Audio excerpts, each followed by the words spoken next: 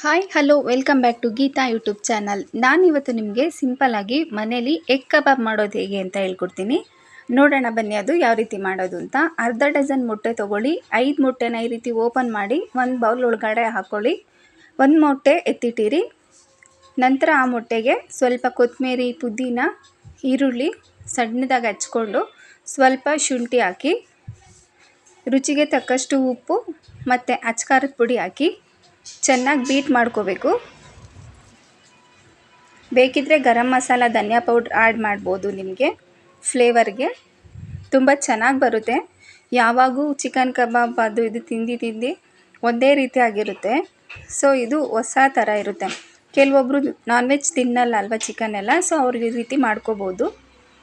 Next ಅದು ಕಲಸಿಟ್ಟಿರೋ ಮಿಶ್ರಣನ ಈ ರೀತಿ ಒಂದು ಬಾಣಲಿಗೆ ನೀರು ಹಾಕ್ಬಿಟ್ಟು ಅದರೊಳಗೆ ಈ ರೀತಿ ಇಟ್ಟು ಲಿಡ್ನ ಕ್ಲೋಸ್ ಮಾಡಿ ಅಥವಾ ಹಿಂಗೆ ಒಂದು ಪ್ಲೇಟ್ ಮುಚ್ಚಿಬಿಟ್ಟು ಚೆನ್ನಾಗಿ ಈ ರೀತಿ ಬೇಯಿಸ್ಕೊಂಡು ಒಂದು ಸ್ಪೂನಿಂದ ಚುಚ್ಚಿ ನೋಡಿ ಬೆಂದಿದ್ರೆ ಅದನ್ನು ಕೆಳಗಿಳಿಸ್ಕೊಳ್ಳಿ. ನೆಕ್ಸ್ಟು ಮಿಕ್ಸಿ ಜಾರ್ಗೆ ಸ್ವಲ್ಪ ಕರಿಬೇವು, ಹಸಿಮೆಣಸಿನ್ಕಾಯಿ, ಮೆಣಸು, ಶುಂಠಿ, ಬೆಳ್ಳುಳ್ಳಿ, ಸ್ವಲ್ಪ ಪುದೀನ, ಕೊತ್ತಂಬರಿನೂ ಸೇರಿಸ್ಕೋಬೋದು ಬೇಕಿದ್ರೆ. ಬೇಡ ಅಂದರೆ ಇಷ್ಟೇ. ಚೆನ್ನಾಗಿ ಗ್ರೈಂಡ್ ಮಾಡಿಕೊಂಡು ಒಂದು ಬೌಲ್ಗೆ ಹಾಕ್ಕೊಳ್ಳಿ. ನೆಕ್ಸ್ಟು 3 ಸ್ಪೂನು ಕಾರ್ನ್ಫ್ಲೋರ್ ಹಾಕ್ಕೊಳ್ಳಿ. 2 ಸ್ಪೂನು ಕಬಾಬ್ ಪೌಡರ್ ಹಾಕ್ಕೊಳ್ಳಿ. 1 ಸ್ಪೂನ್ ಗ್ರಾಮ್ ಫ್ಲೋರ್ ಹಾಕ್ಕೊಳ್ಳಿ, ಕಡಲೆ ಹಿಟ್ಟು. ನೆಕ್ಸ್ಟು ಒಂದು ಮೊಟ್ಟೆ ಹಾಕ್ಬಿಟ್ಟು ರುಚಿಗೆ ತಕ್ಕಷ್ಟು ಉಪ್ಪು, ಅಚ್ಕಾರದ ಪುಡಿ ಅವಶ್ಯಕತೆ ಇದ್ದರೆ ಹಾಕ್ಕೊಳ್ಳಿ, ಇಲ್ಲಾಂದರೆ ಹಸಿಮೆಣ್ಸಿನ್ಕಾಯಿ ಹಾಕಿರ್ತೀವಲ್ಲ, ಸೊ ಖಾರ ಆಗಿರುತ್ತೆ. ನಮ್ಮ ಮನೇಲಿ ಸ್ವಲ್ಪ ಖಾರ ತಿನ್ನೋದ್ರಿಂದ ನಾನು ಅದನ್ನೆಲ್ಲ ಕಲಿಸ್ಬಿಟ್ಟು ಮತ್ತೆ ಸ್ವಲ್ಪ ಅಚ್ಕಾರದ ಪುಡಿ ಹಾಕ್ಕೊಂಡಿದ್ದೀನಿ. ಬೇಕಿದ್ದರೆ ನೀವು ಫಸ್ಟೇ ಸೇರಿಸಿ ಕಲಿಸ್ಕೋಬೋದು. ಉಪ್ಪು ನೋಡ್ಕೊಂಡು ಹಾಕ್ಕೊಳ್ಳಿ, ಕಬಾಬ್ ಪೌಡ್ರಲ್ಲಿ ಮಿಕ್ಸ್ ಇರುತ್ತಲ್ಲ, ಸೊ ಹಂಗಾಗಿ. ನೆಕ್ಸ್ಟ್ ಇದನ್ನು ತಣ್ಣಗಾದ್ಮೇಲೆ ಈ ರೀತಿ ಕೇಕ್ನ ಕಟ್ ಮಾಡ್ತೀವಲ್ಲ ರೌಂಡಾಗಿ ಪ್ಯಾನಿಂದ, ಸೊ ಹಾಗೆ ಕಟ್ ಮಾಡಿಕೊಂಡು ಈ ರೀತಿ ಮಾಡ್ಕೋಬೇಕು.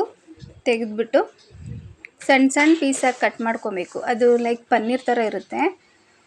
ಸ್ವಲ್ಪ ತಳದಲ್ಲಿ ಏನಾದರೂ ಸಿಗೋಗಿದ್ರೆ ಅದನ್ನು ಎಸ್ಬಿಡಿ. ನೆಕ್ಸ್ಟು ಆ ಮಿಶ್ರಣಕ್ಕೆ ಈ ರೀತಿ ಎಗ್ ಪೀಸಸ್ನೆಲ್ಲ ಹಾಕ್ಕೊಬೇಕು.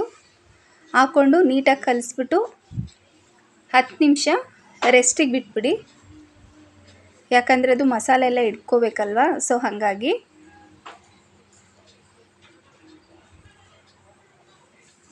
ನೆಕ್ಸ್ಟು 10 ಮಿನಿಟ್ಸ್ ಆದಮೇಲೆ ಸ್ಟವ್ ಮೇಲೆ ಒಂದು ಬಾಣಲಿ ಇಟ್ಬಿಟ್ಟು ಎಣ್ಣೆ ಹಾಕ್ಕೊಳ್ಳಿ. ಒಂದೊಂದೇ ಪೀಸ್ ಎತ್ಬಿಟ್ಟು ಅದಕ್ಕೆ ಹಾಕ್ತಾಯಿರಿ. ಸ್ವಲ್ಪ ಲೋ ಫ್ಲೇಮಲ್ಲೇ ಕರೀರಿ, ಇದು ಚೆನ್ನಾಗಿ ಗರಿಗರಿಯಾಗಿ ಬರುತ್ತೆ. ಕ್ರಿಸ್ಪಿಯಾಗಿ ಗರಿಗರಿಯಾಗಿದ್ದರೆ ತಿನ್ನೋಕ್ಕೂ ಚೆನ್ನಾಗಿರುತ್ತೆ. ಈ ರೀತಿ ಮಾಡಿ ತೆಗೆದ್ರೆ ಎಗ್ ಕಬಾಬ್ ರೆಡಿ. ತುಂಬ ಚೆನ್ನಾಗಿದೆ ರೆಸಿಪಿ. ಯಾರ್ಯಾರಿಗೆ ಇಷ್ಟ ಆಗುತ್ತೆ ಲೈಕ್ ಮಾಡಿ, ಶೇರ್ ಮಾಡಿ, ಕಮೆಂಟ್ ಮಾಡಿ. ಇದೇ ರೀತಿ ಸಪೋರ್ಟ್ ಮಾಡ್ತಾಯಿರಿ. ಫುಲ್ ರೆಸಿಪಿ ಡಿಸ್ಕ್ರಿಪ್ಷನಲ್ಲಿದೆ ನೋಡಿ.